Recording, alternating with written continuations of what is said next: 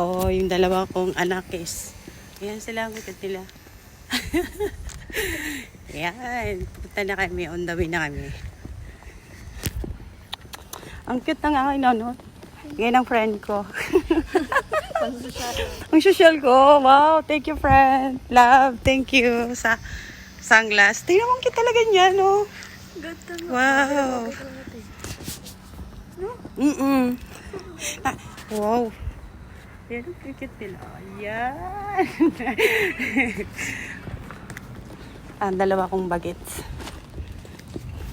Lalakad na kami. Yeah, lalakad na kami. Ayan sila. Oho. Ay, may ano dito. Bakit ano, maraming ano? Ano kaya yan? Matsuri?